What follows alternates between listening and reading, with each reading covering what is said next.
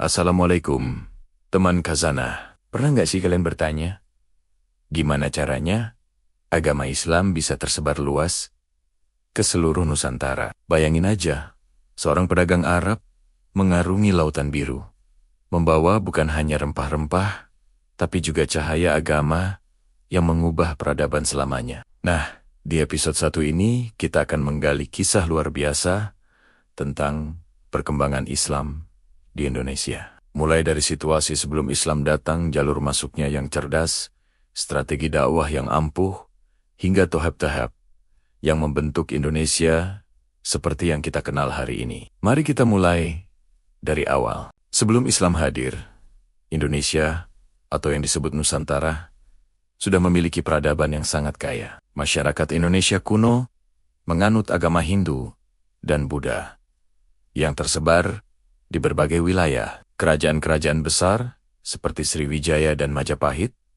berkuasa dengan sistem pemerintahan yang sudah terstruktur dengan baik. Perekonomian mereka didorong oleh perdagangan rempah-rempah, sutra, dan barang-barang berharga lainnya dikirim ke seluruh dunia melalui jalur gelur perdagangan yang sudah mapan. Sistem sosial ketika itu juga sudah terorganisir dengan jelas. Ada para raja bangsawan, pedagang, petani, dan rakyat jelata. Budaya, seni, dan arsitektur mencerminkan pengaruh Hindu-Buddha yang mendalam. Candi Borobudur dan candi-candi lainnya adalah bukti nyata kemajuan peradaban mereka. Namun, dalam struktur sosial yang stabil ini, ada celah-celah yang akan diisi oleh sesuatu yang baru, yang datang dari luar dengan cara yang sangat damai dan menakjubkan. Nah, karena kita sudah memiliki gambaran umumnya, mari kita bedah 4 fokus utama dalam episode ini.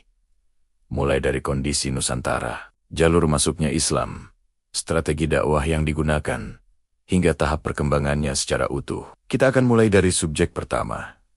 Pertama, situasi dan kondisi sebelum kedatangan Islam pada masa pra-Islam. Nusantara adalah pusat perdagangan yang ramai. Jalur perdagangan internasional menghubungkan Tiongkok, India, Persia, dan Arab ke wilayah ini. Karena posisi geografisnya yang strategis, khususnya Selat Malaka, Indonesia menjadi titik persinggahan yang penting. Masyarakat mayoritas menganut Hindu-Buddha. Sistem pemerintahan berbentuk kerajaan dengan hierarki yang jelas, dan ekonomi berbasis pertanian, serta perdagangan. Pelabuhan-pelabuhan besar seperti Sriwijaya di Sumatera dan Majapahit di Jawa sudah berkembang pesat, menarik pedagang dari berbagai negara. Shutterstock. Struktur masyarakat waktu itu sangat berlapisan. Kelompok atas adalah para raja, bangsawan, dan tokoh agama. Kelompok menengah terdiri dari pedagang dan pengrajin. Kelompok bawah adalah petani dan buruh. Agama Hindu-Buddha sudah mengakar kuat dalam kehidupan masyarakat. Namun kepercayaan animisme lokal juga masih hidup berdampingan. Tradisi, adat istiadat, dan budaya lokal sangat dihormati. Kesenian wayang, musik, tari, dan sastra telah berkembang pesat dan menjadi bagian integral dari identitas masyarakat. Kedua, jalur masuknya Islam di Indonesia sekarang.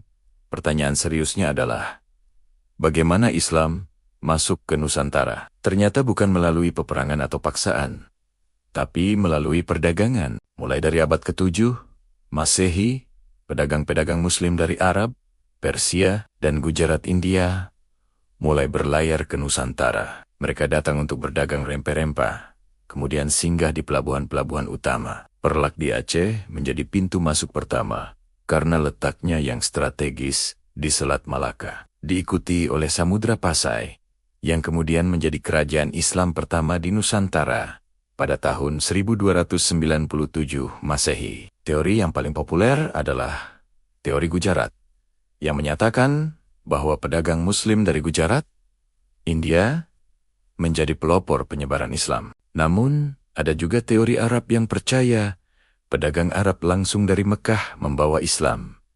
Yang jelas, sumber ketiga Arab, Persia, dan Gujarat semuanya berperan dalam membawa ajaran Islam ke Nusantara. Mereka tidak hanya berdagang, tetapi juga tinggal dalam waktu lama, berinteraksi dengan masyarakat setempat, bahkan menikah dengan penduduk setempat. Dari sanalah, perlahan-lahan, benih-benih Islam mulai ditanam di tanah Nusantara.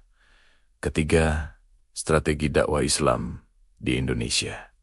Nah, teman Khazanah, kita akan bahas fokus ketiga. Yang paling menarik adalah bagaimana strategi dakwah Islam di Nusantara. Ini bukan cerita tentang perang atau penaklukan, tapi tentang kearifan, kesabaran, dan strategi yang sangat cerdas. Para pedagang Muslim yang datang tidak langsung mengajak masyarakat untuk masuk Islam. Mereka lebih dulu membangun kepercayaan melalui perdagangan yang jujur dan jelas, lalu melalui kehidupan mereka yang baik dan terpercaya. Strategi utama mereka adalah akulturasi mereka, menerima budaya lokal, belajar bahasa setempat, menghormati pemimpin lokal, dan secara perlahan-lahan mengalirkan nilai-nilai Islam ke dalam budaya yang sudah ada. Mereka mendirikan masjid di dekat pelabuhan, membuka sekolah-sekolah agama, dan mengundang masyarakat untuk bergabung tanpa paksaan. Pernikahan juga menjadi strategi penting ketika seorang pedagang Muslim menikah dengan putri bangsawan lokal. Keluarga besar menjadi bagian dari komunitas Muslim, dan Islam mulai menyebar ke lapisan masyarakat yang lebih tinggi. Dengan cara ini, Islam tidak hanya diterima sebagai agama, tetapi juga menjadi bagian dari identitas sosial dan budaya masyarakat.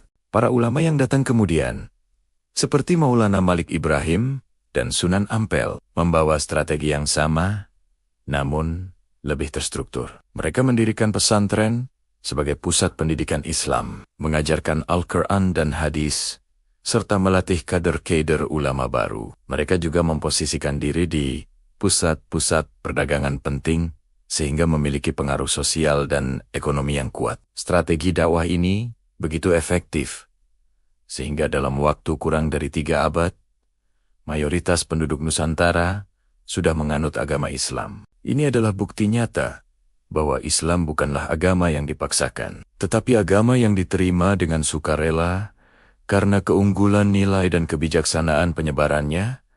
Keempat, tahap perkembangan Islam di Indonesia. Dan inilah bagian akhir, mari kita simpulkan pembagian perkembangan Islam di Indonesia menjadi beberapa tahap yang jelas.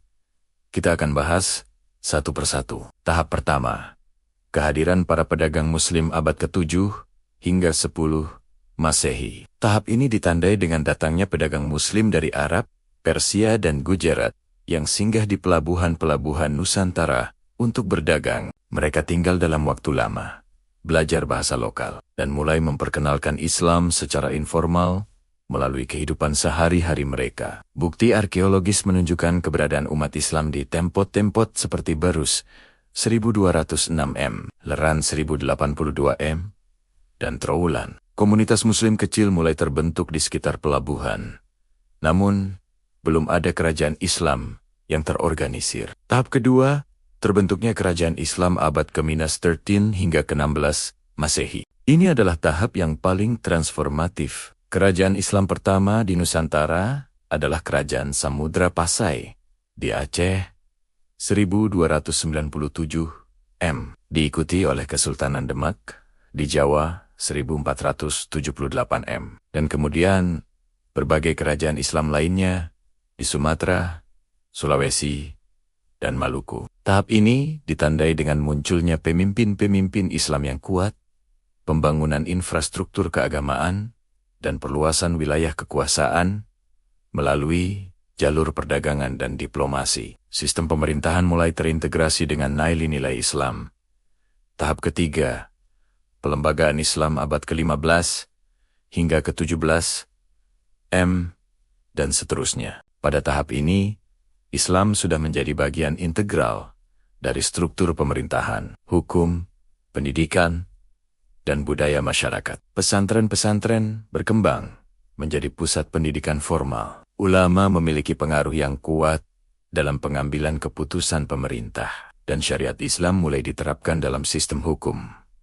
Wali Sanga memainkan peran krusial dalam tahap ini. Mereka tidak hanya menyebarkan ajaran Islam, tetapi juga membentuk karakter dan budaya masyarakat yang islami, namun tetap menghargai kearifan lokal. Rangkuman dan penutup. Oke, sebagai penutup episode ini, yuk kita rekap cepat 3 ide besar tadi.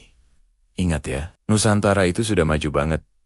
Sebelum Islam datang, ada peradaban Hindu-Buddha yang kuat dengan sistem perdagangan internasional yang terorganisir. Islam masuk bukan pakai pedang, tapi lewat jalur damai. Dimulai dari abad ke-7 Masehi, melalui pedagang Muslim dari Arab, Persia, dan Gujarat. Mereka menggunakan strategi cerdas seperti akulturasi budaya, pernikahan, dan pendirian pesantren. Perkembangannya terbagi jadi 3 tahap.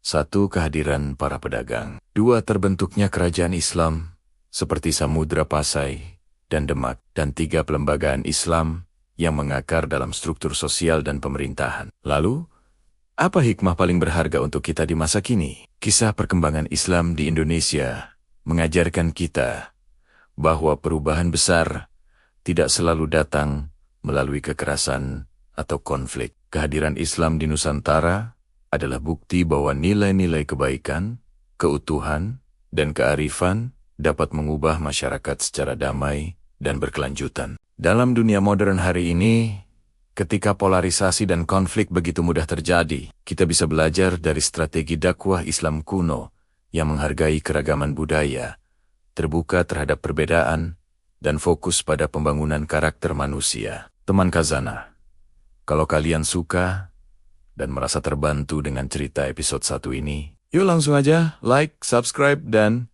aktifkan loncengnya supaya nggak ketinggalan episode kedua tentang Wali Sangga yang akan tayang minggu depan. Jangan lupa juga ramaikan kolom komentar dengan menjawab apa hikmah terbesar dari episode 1 yang paling berkesan untuk kalian. Jazakumullah atas dukungannya. Dan sampai jumpa di episode berikutnya.